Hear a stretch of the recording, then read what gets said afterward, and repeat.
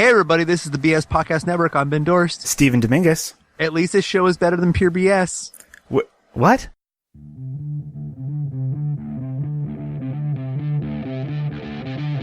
are you? I'm Batman. Who are you? My name is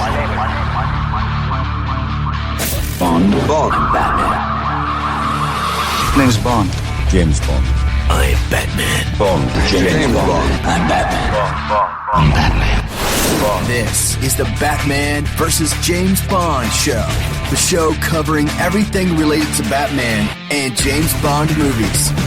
And now, here's your host, Brian Thomas. Hello, everyone, and welcome back to an all-new episode of the Batman vs. James Bond show. The name's Thomas, Brian Thomas, and I am your host. And this is the show where we discuss everything related to Batman and James Bond movies. It is great to be back. I hope all of you have had a fantastic week. Mine was, how do I say it? Yeah, it was amazing. Yeah, just getting back from Baltimore Comic Con 2016. Oh, yeah. And I'm also excited because I have a special guest listener. Well, he says that he's listened before, and a friend of mine, longtime friend of mine, joining me. Please say hello to Mr. Brad Behles. How are you, Brad? It's like I never left. It's like you never left. Well, some people don't know our backstory. Let's just say that Bradley and I have a long history. And no, I'm not just throwing a friend on here just because I have no one else that wants to come on, believe me. No, that's not the only reason. You have people that comment, let's be real. No, I do, yeah. But I've actually wanted to have you on here for a long time now, or whatever, and you gave me a good reason for you to be on here. Yeah, and we'll talk about that in a sec, about Baltimore Comic Con, that is, because we have lots to talk about with that. Oh, yeah, that thing. Yeah, so... Just a little thing, like 5 people showed up, Yeah. Major. So, to give you a little bit of background about Brad and I, first of all, yes, we are friends, but he is actually a big Batman and James Bond fan. At least I would like to think he is, anyway.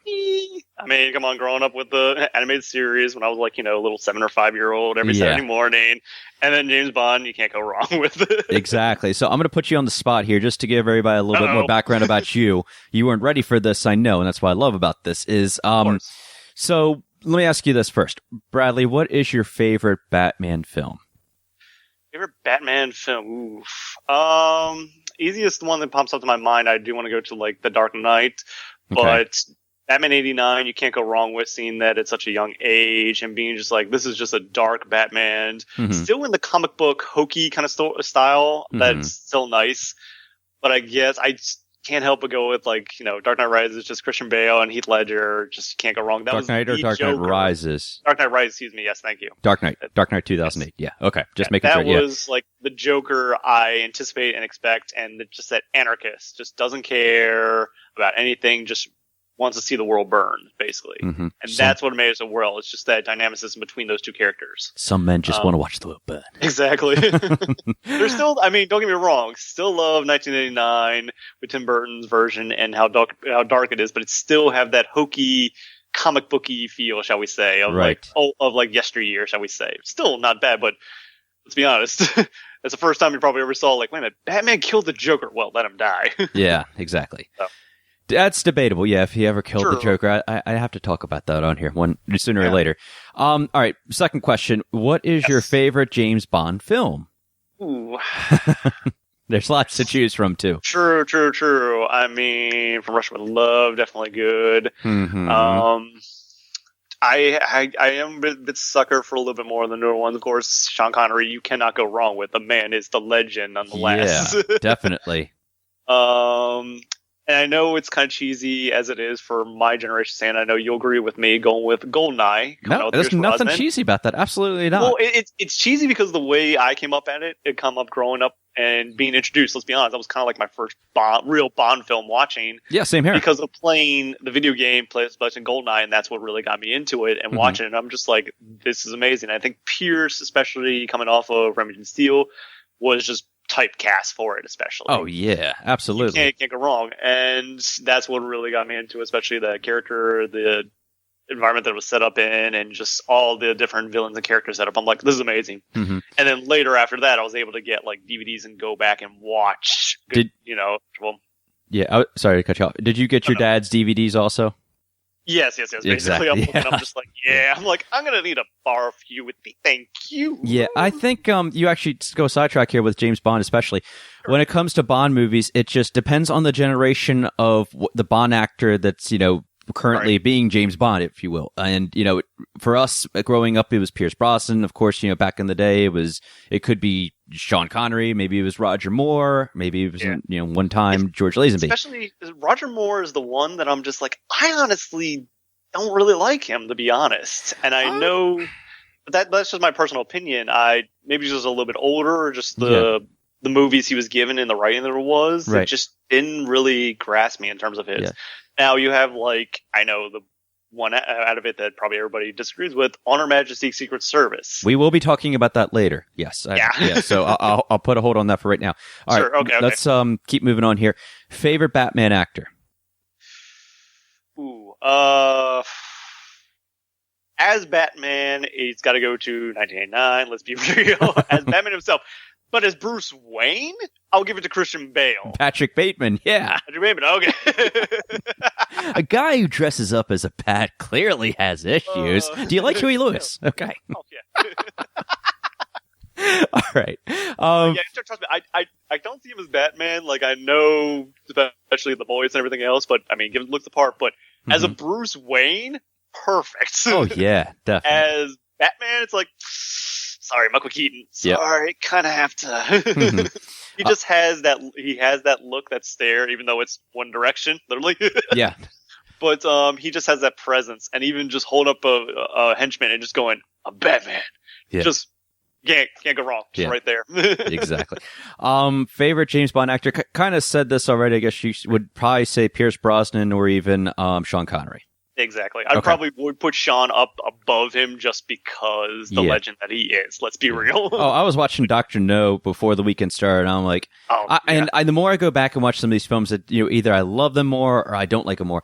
I love Dr. No even more after watching it this time. I guess it's just coming off Sean Connery's birthday, and I was all amped up because of that. And I'm like, there are some real classic moments. For a film that was made in 1962, this really, it set a bar already. And it's just, there's so many classic moments and just things that probably would have never been seen on screen before, and to this day can still hold up. And it wasn't so much about the action. With all it was with the special effects, the situation that was, a lot of them, of course, are representative of their times. True. So that can also be true in looking to, as a social perspective as to what was going on at that time. There was some stuff, especially back in those 60s and 71s, that it's Sean Connery does to, especially a lot of the female actors, would not fly today. No, absolutely not. Hi, this is Dink. Okay, Dink, leave us to the men to talk. It's wow. Oh, okay. Yeah. Run along, dear. Men talk. Yeah.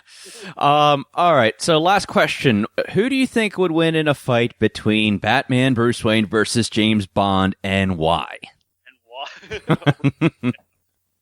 This is always because, there's, believe it or not, there's so much speculation about who would win between these two and if they would ever cross paths in the movie universe. And, it's not far-fetched if you really look at it, how much, these two characters have in common.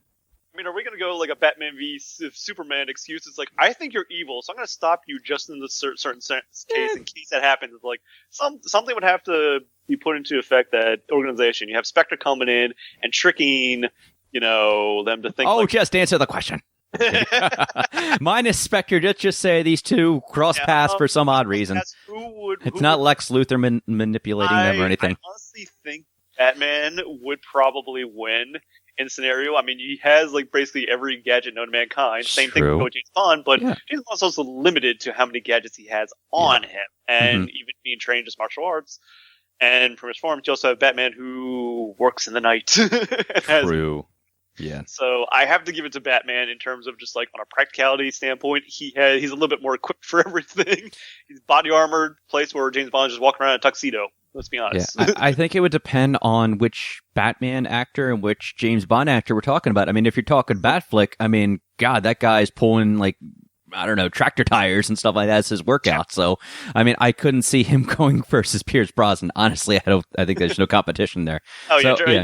If we're pitting individual actors, you can break that down. But I'm just going by basis. It's just Batman, and we just got James Bond stand there, at Crime Alley being like, "You're going down." I would probably say it would be Batman, just because not only is he kind of like practically, I would say, genius in a way. I would say just Basically, because Sherlock Holmes, he has more training, because if you're looking at from the movie standpoint, like say he was a ninja, say he has that kind of, so yeah, that's just always an interesting question to see which one everybody picks. So all right, so before we really get into things here, Brad, let me just remind everybody, the Batman vs. James Bond show is now part of the BS Podcast Network. You can now find my show and a whole bunch of other great shows on the bspodnetwork.com, bspodnetwork.com. Shout out to Steven and Ben over there. They do a show called Pure BS Podcast. Really funny. Talk about all kind of random things, sometimes even Batman. So definitely check it out.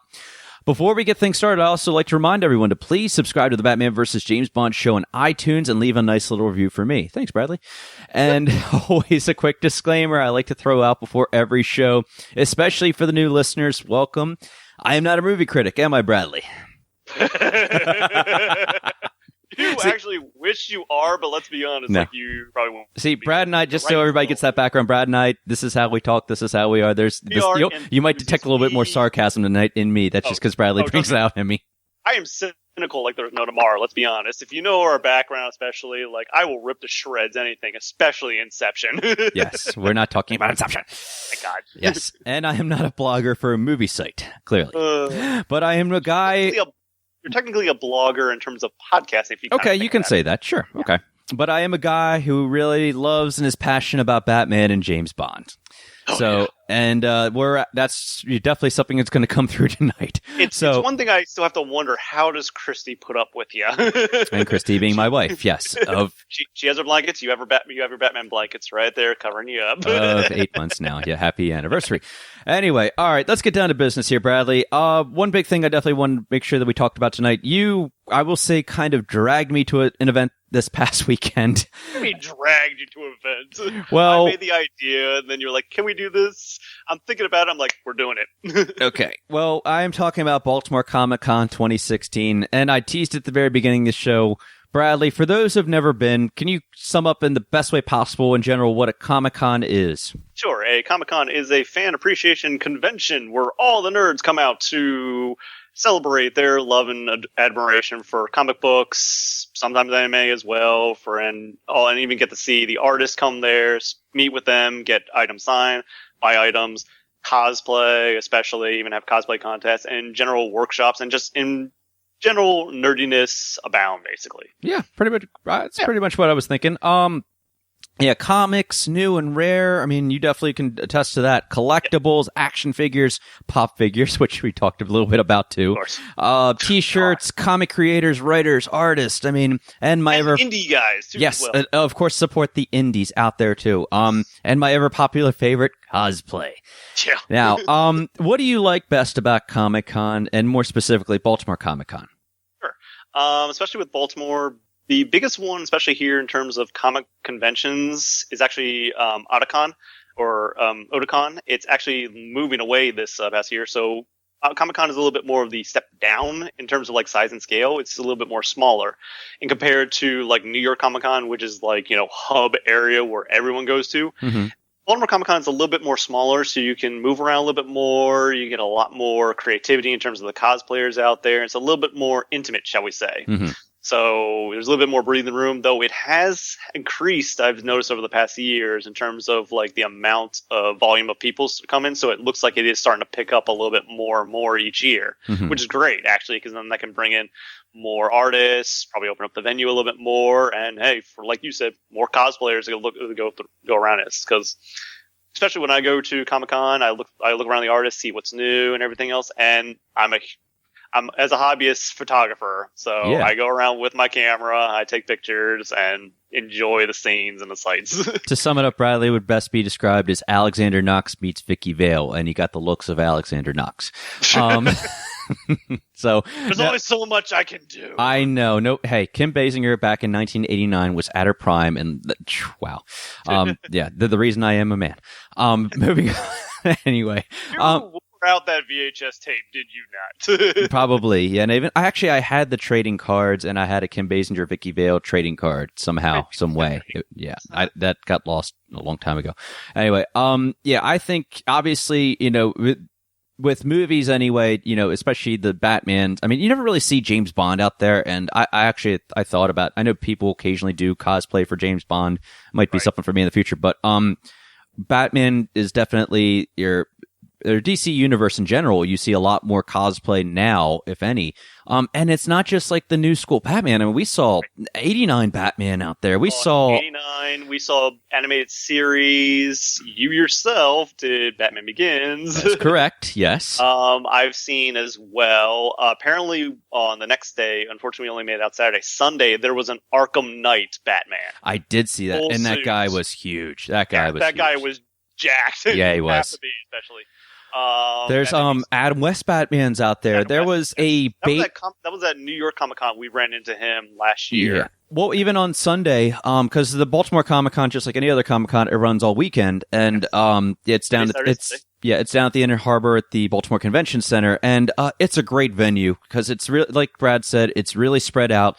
If you want a chance to like meet it's a great gathering. It's just to meet up most people we've never even met before, and it's like meeting an old gathering of friends in a way. Yeah, it really is. Of old friends, even though you may have never met this person, but everyone is just chill. They're having a good time. Yeah. They're out there to have fun. They're not there to go around and do something or to exploit something. No, they're out there to have fun. Yeah. It's comic books, for God's sakes. It is. Characters. You enjoy it. You want to nerd out.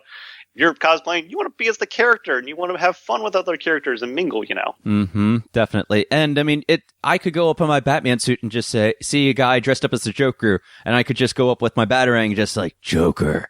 And then they'll come up to me, and then, there was the one guy there. It was so serious. Exactly. There was a kid, and I'd say he was maybe a teenager or so. And like 14, I want to say, probably. I think so, yeah. And he did a great job as a Heath Ledger Joker. He really did. I got to give him kudos there. And he would just come up and just start giving me lines from the movie, and I'm giving him lines and so forth. And you just strike poses, and people are taking pictures and nerding out or whatever. And then people will come, just say, hey, can we take a picture with you? Can I take a picture with you? And, you and I are both just like, oh my God, look at this costume. Look at that costume. Can we take a picture with you? And it's so great. We're basically a 5-year-old child, Christmas morning, walking in and seeing like Santa Claus put the presents on the table. He doesn't care about Santa. He cares about the presents. Exactly. Yeah. I mean, and it's great because, and I'm not trying to toot my own horn here, but I'm just saying that it was nice just, putting on the Batman costume, and then it just, the one time you have a little kid come up saying, Batman, Batman, Batman, and they're so excited, and it just melts your heart, and it just shows you just how much of an influence these heroes can have on just a positive influence, too. I'm also going to bring up another anecdote from that day. What actually warmed my heart and actually was really cool to see was the police on duty coming up to you and be like, "Oh yeah, can I get a picture with you?" Yeah, remember the policeman that came up? Yeah, the Baltimore City. There's a Baltimore City police officer came up to me, and I'm just kind of sitting there trying to get a breather from my cowl because let me tell you, that cowl really is. I know why Christian Bale got so pissed off. Then he talked like he did because, like, leave me alone. I need a loons. Water. Yeah, water. And he came up to me. He's just like, hey, can I get a picture? I was like, of course. Thank you. I'm saying thank you for all he does, as a police officer. And he comes up to me, and it's really great. And like I said, and he's sitting there. He's like, my kid will love this. And thank you for that. Exactly. And another great thing, if we're talking about the DC Universe, there was actually a DC Universe photo shoot there that I had never partaken in before. And, it was organized by a guy. He's on Instagram and I believe Twitter. His name's Andrew Arkham Cosplay. Andrew Arkham Cosplay. We actually met him previously, in New York last year, in New York Comic Con. Yeah. This year we met him real quickly, but he was the one who organized it. Him and Cosplay Dad is the other person on Instagram that were organized the whole thing. He was the photographer in the front that you were looking at. Right. But Andrew Arkham Cosplay. Yeah, he did a Joe the Joker 52 new 52 style one. He was running the whole show. Oh, and his costume, and if you want a good cosplay, a guy who's dedicated, oh man, this Joker, he had. How would you describe it, Brad? Just how he has, just even his voice is, like the microphone or whatever. He knows, especially he's done this for a while, that you can tell he has a microphone set up in his mask, as trying to speak through those things are near impossible. So he has a speaker system set up through that. He's got the whole Joe the Joker mechanic suit set up, and with that, his mask does look like it is like Joker's skin was peeled off and then held back on with like some kind of maniacal metal hook system, basically. Yeah. And it's just like, it is creepy looking as all hell, but still like spot on. Right. So he let me know on Instagram about this, like there was going to be a photo shoot, and I didn't think much, I didn't think I thought it was going to be like maybe 12, 15 people at most. How many people were there, Brad? Oh geez, you probably had at least 50 or so that were right in there, and you filled up. If you're at Baltimore Convention Center and you're out at the front area where we were hanging out, on the right-hand side, there are those staircases. You guys filled up at least just half of those staircases with everybody in there on the beginning part of it, and you switched out, but you filled up those staircases from the bottom to the top. Oh yeah, I mean, just some of the costumes there were. Obviously, there's a Harley Quinn. One of my favorites. I mean, there was Flash, Arrow, Riddler was there. Doomsday. Yeah, I was gonna say Doomsday. This guy in this Doomsday costume. You got to go to my Instagram at Batman vs. Bond. I tagged it. Say hello to the DC Comics universe. Yep. I mean, this costume. This guy had to walk down the stairs, and he is enormous. Yeah, he did it. There was a manta ray in there, full suit. Yeah.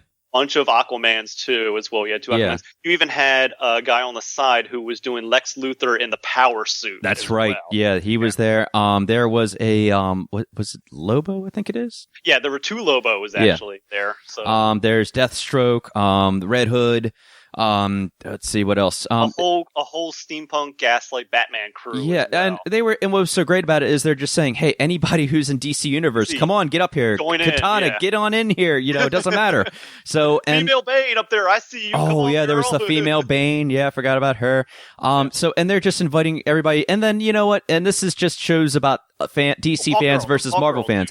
They invited Marvel fans, and I got to say, I was really excited to see that because there's clearly some kind of war out there, DC nerds versus Marvel nerds, and you know what? We can all just get along, proving I don't know why all the hate, but it is what it is. If you're a Marvel fan, no, that's cool. If you're a DC fan, that's cool. And if you like both, even better. Just be excited that we have all these movies to choose from now. I mean, really. Yeah.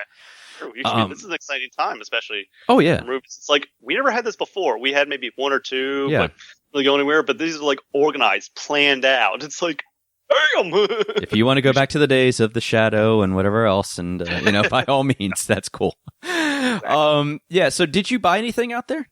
I did actually. Unfortunately, I'm in the process of getting ready to move, so I couldn't buy too much. But myself, I actually picked up just a few comics here and there.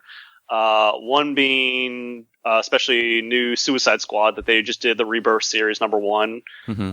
That was the one you made fun of me because it was just Harley Quinn just right on the front. And I'm like, shut up, don't care. And Harley looked very, very lovely as always. Exactly. So, yeah. I had to pick up just because one of those impulse buys. It was Marvel's Darth Vader series from Star Wars. It was the second one, but just the cover alone of Vader walking by stormtroopers and his cave of, waving in the background as he's walking by. I'm like, I'm sorry, but that's the most fabulous looking Darth Vader I've ever seen. I'm buying this.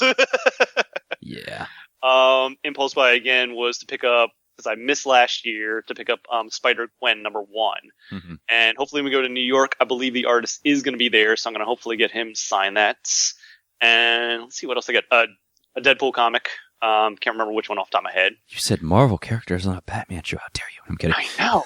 No, I got DC. I had Suicide Squad. I know. I'm just and another Harley thing was also, I had to stop by one artist that a friend of mine actually recommended me last year to go see and check out his work. Was Joseph Michael Linzer. Mm-hmm. He's been doing the comics ever since 1989, if I'm not mistaken. He started out, his main character is his goddess character Dawn that he draws. Now he is more of a pinup style artist, especially, and a lot of his work he does, especially with Dawn, his main chick, and all of his characters in there are all like gods and them intermingling with mortals and basically kind of screwing up their lives or making him do the bidding, kind of like almost like the Greek and Roman, mythologies almost. Mm-hmm. But very well talented. Again, he has that kind of like old school, like 80s metal kind of like look to his characters, especially like how the way they're armor clad and how the girls definitely pose. Like he's more of an old school like pinup style artist itself. So definitely gets his inspiration from his wife there. Very, very nice people, especially. Very nice, yes. He tends to be a little bit more reserved, but his wife is a little bit more outgoing, especially, and more approachable. But wonderful work they do. And I was able to he actually did one of the arts, I believe, for Harley Quinn's Little Black Book series that's going on right now. He did one of the short stories for that. So it was the new 52 Harley Quinn, and I know I'm going to pronounce the character wrong. Xantenna something. It's a magical girl in the DC universe that's able to do magic. I know nerds can call me out on that one. So, but he did the artwork for that, and he was able to sign that for me. He had another Dawn series and another one of his sketch thing I was sending to a friend. So that's pretty much it. I would have gotten like so many other things, but I'm also like, need to downsize because I'm moving. Yeah, but like you said, the keywords were impulse buys, and that's another thing about Comic Con, because if you haven't gone, first of all, you need to get to the ones before the end of the year. New York's coming up in a month, and Brad and I are once again going. But yeah, impulse buys, bring some cash, bring a lot of cash, or just bring just the right amount of cash so you don't spend any more, because you will want to buy some of this stuff that's there. There are old school Batman collectibles. There's, if you're a Terminator Predator fan, I know I'm going off track here, but all kinds of stuff there, old school comic books and whatever else. And toys, figurines, because I know that is your guilty pleasures, the figurine section. You were eyeing up a few. yeah, there was a good Heath Ledger Joker there one, and I was, I think by May Studios or something like that. I forget what it was. If somebody found online, and I'm excited for him, believe me, at the same time I'm a little jealous, a Hot Wheels 1964 Aston Martin Goldfinger. And I'm like, dude, you're very lucky. Cherish it. You have to cherish it, because that is a rare find. I don't know how much you would spend for that at a Comic Con. Take that, put it into a case, and just sit it on the shelf. But on eBay, if you find something, or Amazon, if you try to find those can go top dollar. They really can, because they're that rare. Exactly. So, great find there, but just shows more of the stuff that you can find. As we wrap it up with the Comic Con, at least, what were some of your favorite cosplay costumes? Ooh, some good ones out there. A lot of them I try to get around to seeing. There were some people I didn't get a chance to see, which I'm really disappointed in, but top ones I have to say that really stood out for me. I do want to give mad props out to, I can't remember her name off the top of my head. Hold on. Of course, I have the information right in front of me. Levinik, I believe, is her thing. It's Levinik and Mungalo cosplays. She did, and her team actually set up to do the cosplay of Tiny Tina, along with matching Miss Snugglebits and Bundunkadunk. So basically a stuffed bunny and a giant rocket strapped to it. Tiny Tina from the Borderlands series. She was actually the one who won Best in Show at the I saw that. At the costume contest awesome. on the professional level. Nice. So she took away with that, and she put a lot of effort into her work, and it absolutely stands out, especially for someone who has to do cell shading, especially on their costume. That her whole headpiece was just one giant wig, especially. But yeah, it shows definitely talent. She stood out for me. Wonderful individual, I must say. The Spider-Man crew, as we first walked up, I think it was like a 2099 Spider-Man. Even the one that was on the ledge too, on the side, just regular Amazing Spider-Man, really good. The Tyrannosauruses that were running around. Oh my God. They were absolutely hysterical. I sent Brad this video as soon as I got home. I'm like looking up more pictures just to see if there other ones that were there before. And we saw one Tyrannosaurus Rex, kind of like how they do like the Marshmallow Man for Ghostbusters at Halloween. It's a blown up kind of thing. Go ahead. It's a giant inflatable suit. You can actually get these like online, like Amazon or eBay or something like that. But I think it was two different people, and I've seen videos of people just doing crazy stuff with these suits, but it was two different people, I guess, and they found each other, and then they just started having this play fight with each other at the convention. Hilarious. I have to find the video and send it out. They found Brian during the middle of it as Batman. I thought it was the one, because there was one with it was a cutout with their face showing, and I'm like, that doesn't look like the same one. It's like taped over or something. Yeah, and then this one had a clear cover for the face itself, so they literally just found you with a clear face, and then just did a slow creep up, and then try to catch you. I thought they were approaching us at the end, and when I say us, I was like, oh yeah, well Bradley's the guy with the camera, so they're coming up to him because they want to get a picture taken because they saw him snapping. But they're coming at me, and it was just classic. All right, what can Batman go against now besides, just the typical Joker or Bane without breaking his back? Ends up being a T-Rex. And the picture you snapped is priceless. It is right on the money. I loved it. Oh, I'm putting these all up on like Instagram. I'm slowly putting them up each day, like good ones I put through. Looking right now, one I posted today was the couple who did Booker DeWitt and Elizabeth from Bioshock Infinite series, and it's just like real nice and priceless. I always love seeing the couple ones that they do together. Yeah. There was right at the end, there was the two people trying to be Superman, like Clark Kent, like trying to like ripping his shirt open, like that was good. Oh god, what else was out there? There was one girl walking around with a giant Gyarados, like paper mache. She had on wheels. I was like, Jesus. Yeah, people really, your creativity can really, go all out with these costumes.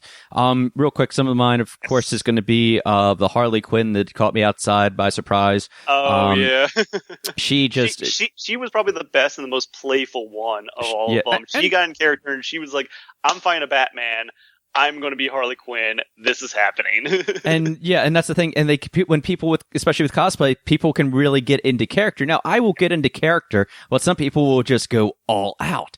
And she just, I was in shock just how well she was with this. And of course, we expected to see lots of Harley Quinns given with Suicide Squad and, everybody doing the Margot Robbie costume. But this girl hit the nail on the head. Got to give her props. There were two Banes there. There was the one Bane that looked like he was a stunt double for Tom Hardy. I asked him personally, I was like, please don't break my back. I really appreciate that. Thank you very much.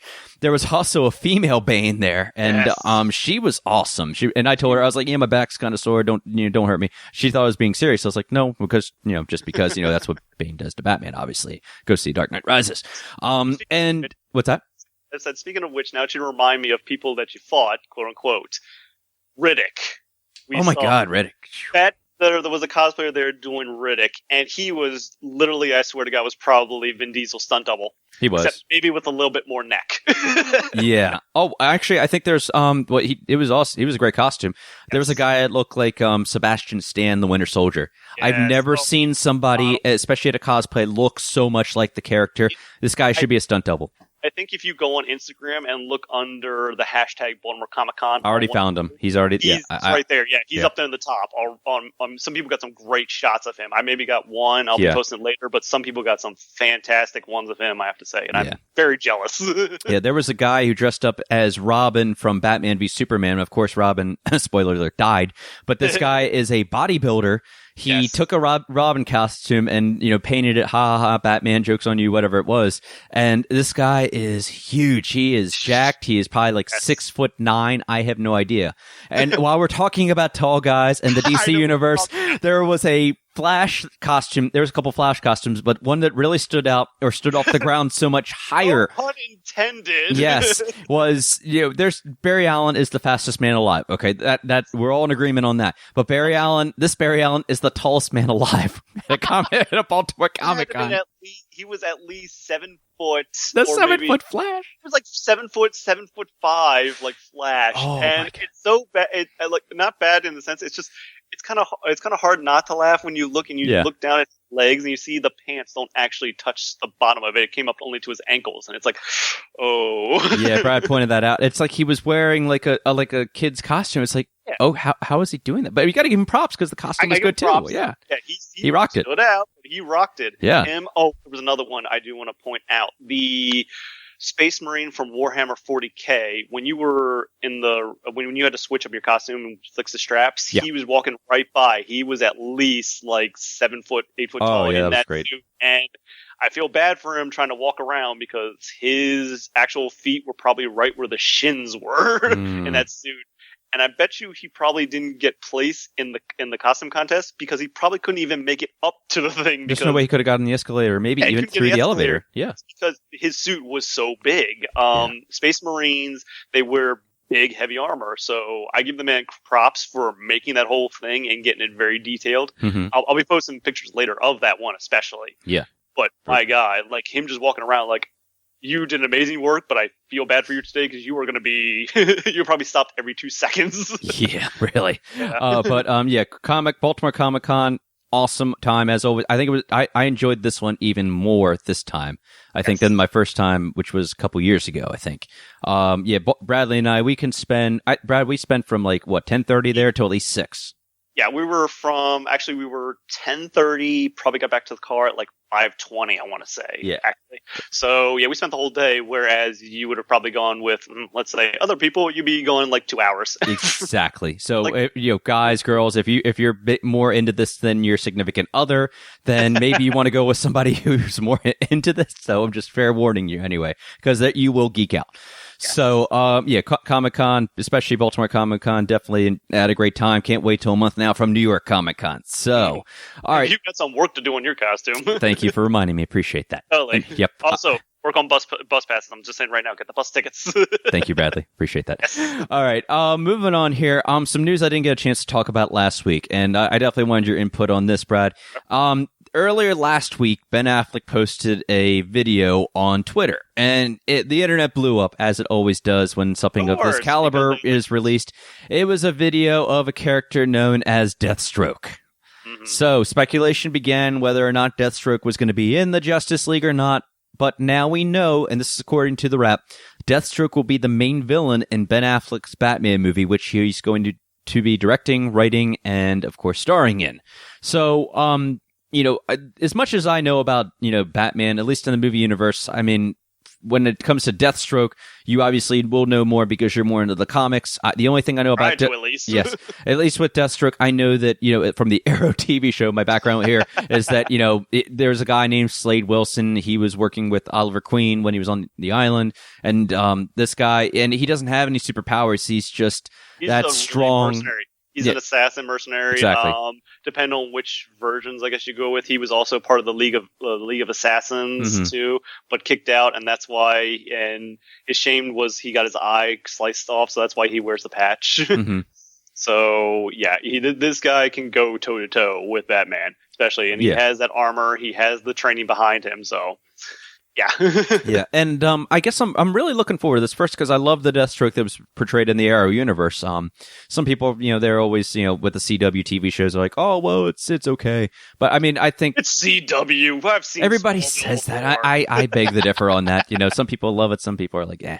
But the guy who played him, and I don't remember his name, but he really did a great job just as a bad guy and sold me on the character of Deathstroke. Now, seeing him come face to face versus the Ben Affleck Batman, I can't wait to see what this is going to look like because let's face it, in the Batman universe, it's always, everybody says it, and I agree with this, it's always going to be, it has been the same bad guys, villains. It's always been the Joker, it's the Penguin, Catwoman makes an appearance, the Riddler, Two-Face, Bane. We've seen staples. It's the mainstream ones that people already know of. It's only the lesser ones you rarely ever hear of, or the heroes, which usually get pushed over to the TV series, especially. Right. So. And now that we've had Suicide Squad come out, and Captain Boomerang, who the hell's that guy? Exactly. Also in the Arrow universe too. We have an introduction to more villains that more I will say this, nerds are familiar with, as opposed to Joe Schmo that's just like, who are they? But they're welcome to it though too. So and of course if you're a nerd, you're really excited right about now for this kind of a fight to come on screen. So, I mean, we've heard that maybe Joker or Jared Leto's Joker might be in the Batman movie. It could be set in the Arkham Asylum for all we know. But to see Deathstroke versus Batman, I gotta say that I'm welcome to this kind of, it's fresh. It's a fresh idea. It better be an amazing choreographed fight that goes down there, because seeing how he has with the henchman, I'm expecting that, and I kind of want that fight. That Batman fight from what Bradley's talking about is the Batman v Superman Dawn of Justice fight near the end there, and if you haven't seen it, I'm not going to spoil for you, but I will say it is probably one of the best choreographed Batman fights ever. I mean, don't get me wrong, Dark Knight Rises Batman versus Bane was great, because that was more just a, if it was just a regular physical match. This is just like video game Arkham Knight fight. It might as well have been taken right out of it because it was that good. If we can see something like that, that would be great. And you know what? If the Joker pops up near the end, that would be great. Maybe that sets it up. But instead of just going right into a Batman versus Joker, which we've seen so many times, doesn't mean I don't want to see it. I would like to see something like a nice change up anyway. Yeah. And we'll see how Ben Affleck does it with him behind the director's chair, and see how he does in comparison to what was done with Batman v Superman. Yeah, I hear you. Yeah, I was very disappointed in how it turned out. So did you see the? I never. Maybe I asked you. No, Did you see the? No, I never did. I know you keep bugging me to borrow it from you to see it, but I know it's probably just be like, it'll clarify some things, but my opinion will probably still be the same in terms of how it turned out and which direction they took it in. So yeah, and I say that to everybody, all listeners. Check out the ultimate cut of Batman v Superman: Dawn of Justice. Now, Bradley and I, we usually have a ritual where we go see, especially comic book movies together. Obviously, more DC Universe. We'll see the Marvels, but when we saw Batman v Superman, we kind of walked out of the theaters. We're like, it was, yeah, I guess. And, what the hell is that? and it's not that I didn't like it. It wasn't what I had hoped. There was so much build up for this movie. It was a lot of hype and a lot of build up, and you go into it I went into it again with a lot of expectations, and I saw a lot of reference and imagery and stuff that was pulled from The Dark Knight Returns, especially like the Frank Miller style. So I was like, had that in my mind, which there were influences of that in the film. Special scenes were like ripped directly from it, especially. So I was like, oh, awesome. Frank Miller, we're going to do this. Cool. We'll do it. But some of the directions and choices, I'm like, I'm not following you on that. I'm sorry, but what?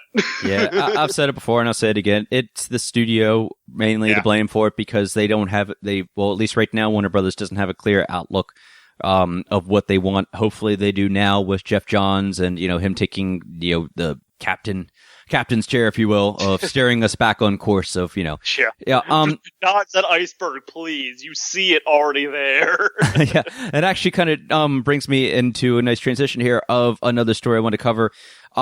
We talked before about Dark Knight Rises. A lot of people, this is a movie that a lot of fans, and especially at Comic Con, I remember in New York, somebody, asked me what my favorite Batman movie was, and I'm in the Batman costume. I'm like, Dark Knight, Batman 1989, and they're like, yeah, God, please don't let it be Dark Knight Rises. It's like, really? That's interesting because, I as much as, I could say, yeah, there's clearly plot holes with this. And of all nights, now that I think about it, it's probably great that you are on here tonight, Bradley, with me. Joseph Gordon-Levitt, he's out promoting a new movie called Snowden, and he was talking with Cinema Blend, and he was asked about the character John Blake, and if he would like to pick up where Christopher Nolan left off with his trilogy and stars Batman in his own movie. And Gordon-Levitt actually said that he doesn't think the movie is necessary because he thinks The Dark Knight Rises had a perfect ending, and he quoted saying, I know we're all used to sort of Marvel movies, which are just kind of endless series. They don't have a beginning, middle, and an end. But I think Nolan was very much thought of that as a movie conclusion, and there's a theme that runs through all three movies, through all three of those movies that begins in the first movie, runs through the second movie, and it concludes in that moment, and so forth. Batman is more than a man, Batman is a symbol. And so to have another man other than Bruce Wayne is kind of becoming Batman at the end of that trilogy, I think it's the perfect ending of a story. So you and I can always have a feud on this, and I know I can have a lot of feud with other people, and I can always debate it. I can always look at the good of The Dark Knight Rises. I can always see the bad, but I can move past it, though, to enjoy it for what it was. Because I will always say that The Dark Knight, and you can agree with me on this, that The Dark Knight sets such a high bar for just not just a Batman movie, but a comic book movie and what it could be. The Dark Knight is not just a comic book movie. That's the beauty of it. It is a crime thriller action movie. Yes. That's what's so great about it. And it is, the acting in there is amazing. People might say, okay, the action isn't as good as, say, a Zack Snyder Batman v Superman. Agreed. I might give you that. Okay, that's cool. But it had some great scenes in there too. I mean, flipping a tractor trailer. I mean, yeah, okay. But when it came to The Dark Knight Rises 4 years later, it's just like, okay, well, this is great. Maybe it's just we had such high expectations, but when it comes to the ending, how would you say, I mean, do you agree with what he said? To leave it off there and to not continue? Yeah, that's fine, because you knew he had an idea in it saying, like, I don't want to do anymore. I want to, put my little stamp on it saying this is how I want to end to go from, and then from there, it is a symbol, because if Jason, if he took over and basically Robin takes over and becomes Batman in that regards, it would be kind of a wishy-washy, or what's the word I want to looking for here? It would be kind of it would be an interesting take, but at the same time, it wouldn't have the same appeal or the strength behind it to carry itself as a story going forward, I think. Mm-hmm. The writing would have to be top notch, but I just don't see it. I'm fine with it just being as it is. even though I think that film was probably the weakest of the three. Yeah, but that's not. But to say that's the weakest of the three, isn't that pretty amazing? Because the whole trilogy, it can stand, at least in my mind, it stands as one of the top trilogies ever, and not just as a Batman fan, just in general, just because of how good the movies are. Exactly. Yeah. Go ahead. I was going to say, yeah, so having to take over, it's like, I don't really see it as necessary. Like, he said fine, he set it off the way it was set up, and like, as that like little epilogue section of like what happens after the events was set up fine. Like, you did that. You don't need basically a, Peter Jackson level of like epilogue stories continuing afterwards. Oh, by the way, another film. So, why? No, we don't need that. Just stick with this. This is fine. Nolan, you said, this is it. Good. Yeah. Concise. To the point. I remember how much speculation there was, but right after The Dark Knight Rises, it's like, oh, well, Christian Bale might come back. Or Joseph Gordon-Levitt's going to be the new Batman. It's like, what? They said this was the end. And honestly, I think it was left off at a great place. I mean, deep down, and I'll say this if I haven't said it before on the show, I really was hoping Batman would die. I really was. I really was hoping that when the nuke died, spoiler alert, that when the nuke exploded when he was in the bat, that Bruce Wayne's character died. I really was. Because I was like, okay, if it's going to be this kind of ending, which is what they were taking it as, it's like, okay, that's the perfect ending. A man's journey to be the hero and to save his city, it's complete. Now, it is, that's to a point. I mean, but I do want to derail you for a second, sure. Just to go off on a tangent. Going back to a Comic Con, I do have to love that one girl that asked you as you were Batman, came up to you and asked, "How'd you survive the nuke?" That was great. And your only response, and I actually have to criticize you because your only response is, "I got nothing." You had the perfect opportunity to say right then and there, "Because I'm Batman." I know, right? I missed, failed, epic fail. Yeah. Yeah, and a lot of people were criticized. Well, how could he survive the nuke? And yeah, I have no explanation. I can say that, what I read in the interviews is that, he jumped out right, depending on the time that took place between when he just made it out of the city, he ejected really quick as soon as we saw the real close up of him with the biggest, oh crap kind of face.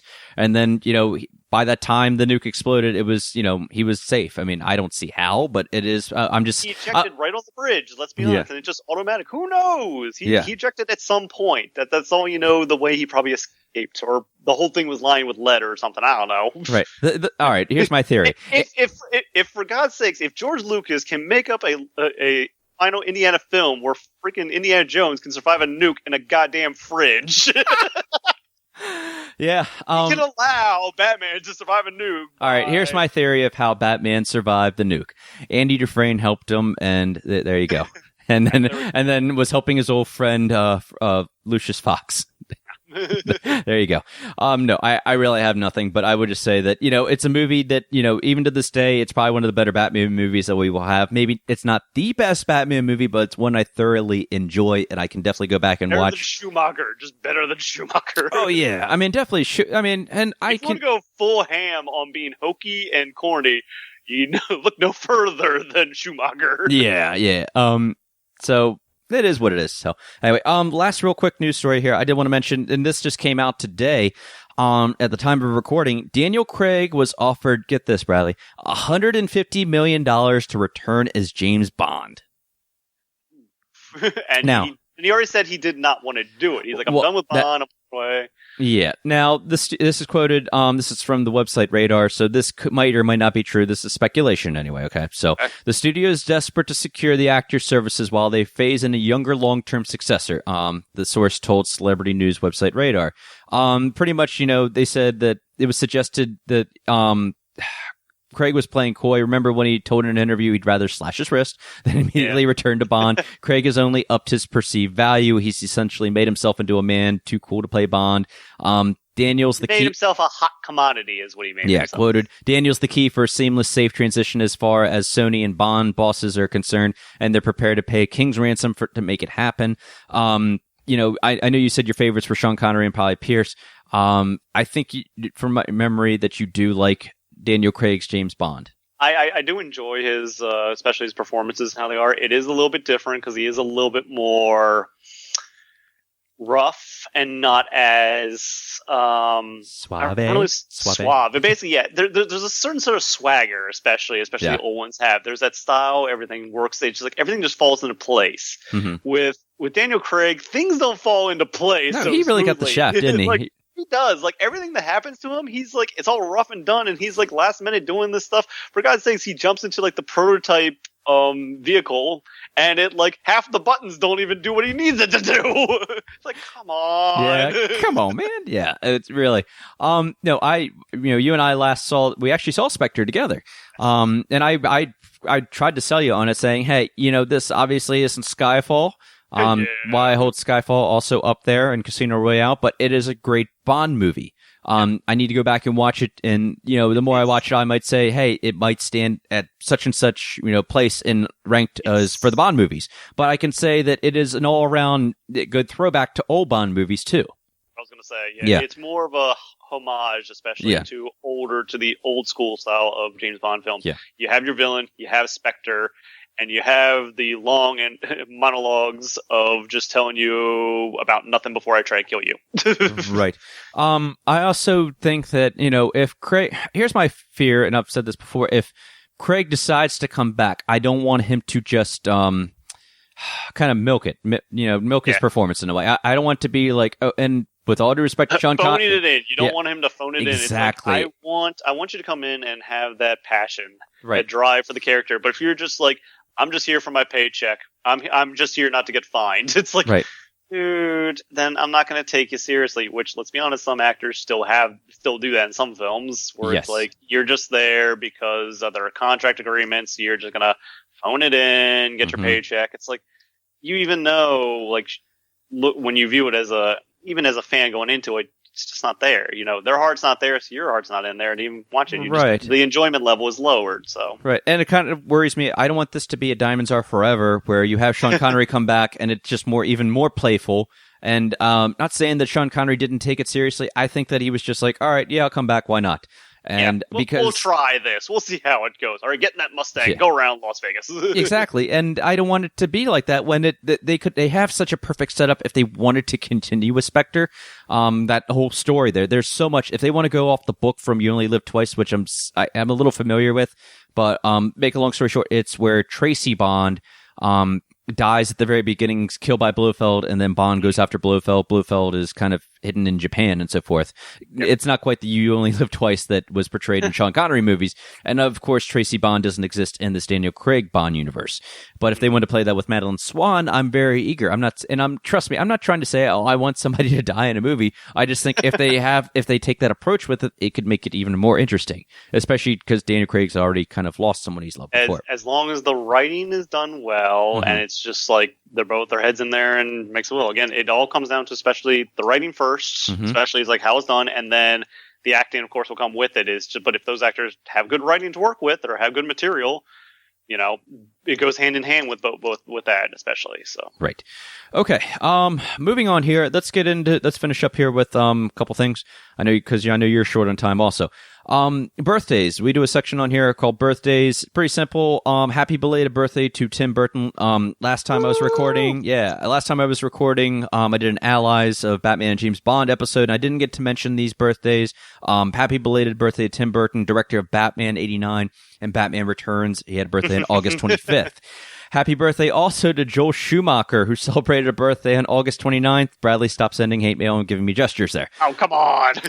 No, I will say this about Joel Schumacher. I think with Batman Forever, he was obviously brought in to make it a lighter tone. He had some great elements in Batman Forever that could have, if it was more of a Burton-esque movie.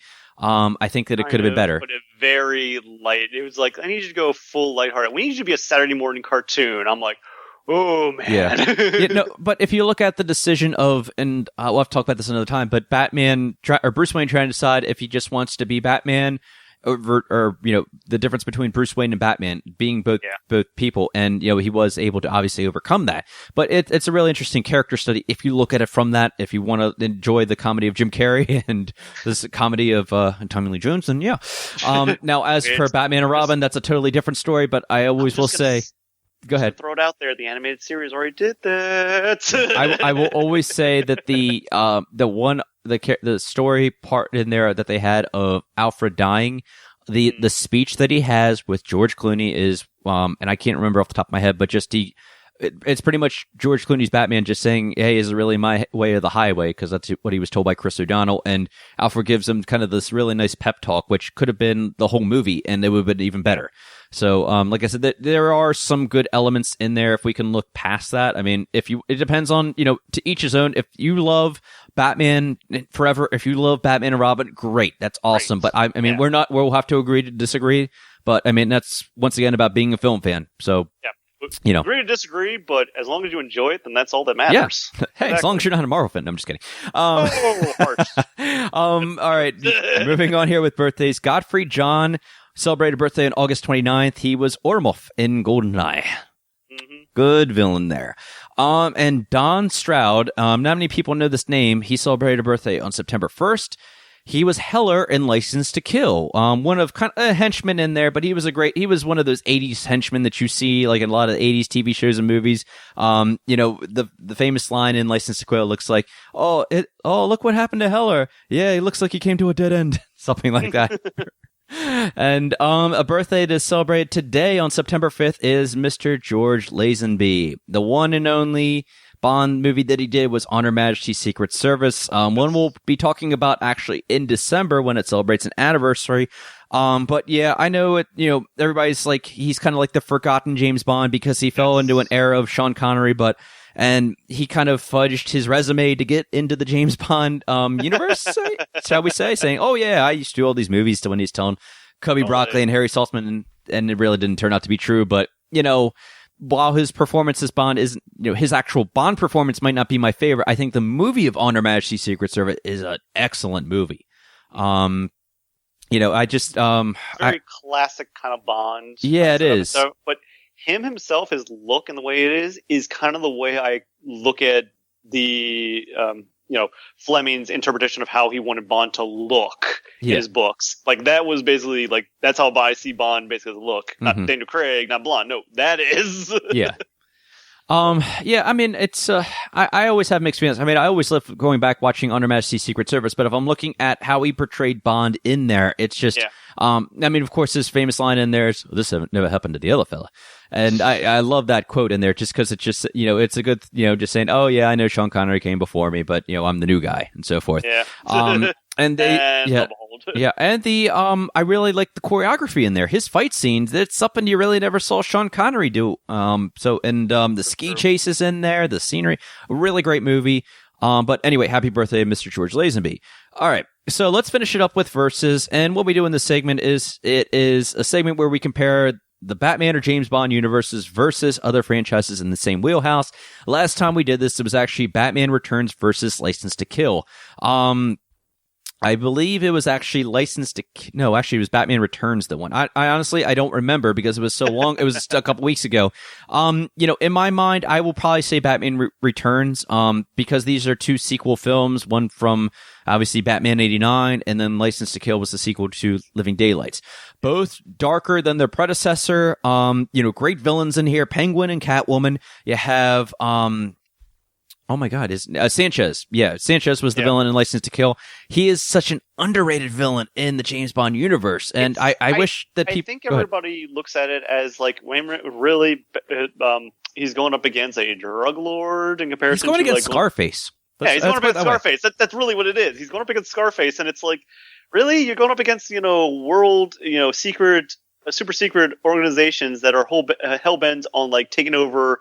controlling governments, espionage, and, basically world domination. This guy just wants to sell coke. Yeah, he really does. But as a revenge movie, it was really good. Yeah. And it put Bond in like an atmosphere and just in a story that we've never seen before. So to that, I really love it. And I mean, of course, as a film fan of 80s films, I really enjoy that too, because there's some classic 80s stuff in here too. The 80s actors are all over the place. Even have Wayne Newton in there. I mean, it's a lot of fun. It really is. Batman Returns. Go ahead. It's also going to say, it's like I said before with them, they're always a thing of their time. So at that time, let's be honest, the Columbia drugs, like that's what they were going to make their film on. So you got that. So, I mean, to that, I will say I love both movies. I really do. Batman Returns, I can go back and watch that, and I continue to like that even more. And, I always say I'm a bigger fan of Batman 89, but Batman Returns is a great movie. And like I said, both movies darker than their predecessors, but, I mean, great movies. If you haven't checked them out, go check them out. Every girl still does at least that Catwoman, Michelle Pfeiffer. I did not see one this year, but I'm looking forward in New York. But especially when it comes to Catwoman interpretations, you either will see like a regular kind of setup, like an Arkham one regular setup, or you see her. Yeah. And if you can pull that one off, then hats off to you. All right, this week's versus is going to be Suicide Squad versus Guardians of the Galaxy. So, nice. Yeah, I was waiting off for this one just for a little while, so I made sure everybody saw Suicide Squad. So I'll be posting the poll on Twitter. Cast your votes, and we'll talk about it next time on the show. So that about wraps it up for this episode of the Batman vs. James Bond show. Please subscribe on iTunes, rate it 5 stars, and leave a nice little review. Thanks, Bradley. Follow me on Twitter and Instagram at Batman vs. Bond, and like the Batman vs. James Bond Facebook page. Lots and lots of pictures. Bradley's sending them over to me as we speak. Pictures from Baltimore Comic Con. Definitely check them out. I post a lot of James Bond pictures, throwbacks on there all the time. It's a nice little page. I think you guys will enjoy it. As I mentioned at the top of the show, you can now find the show on BS Podcast Network, and also be sure to check out all their great programming on there. Brad, thanks for joining me as always. I really appreciate it. I know that, we talk, all the time and stuff like that, but, like I said, I really am glad that you finally made it on the show, and I hope you had a good time. You've been bugging me for so long. I'm just saying now. Yeah. There's no trouble. Thank you for having me. Yeah, thank you. And like James Bond, I will return. So until next time, I'm Brian Thomas. Thanks, everyone, for listening, and have a great weekend, everyone. Peace out.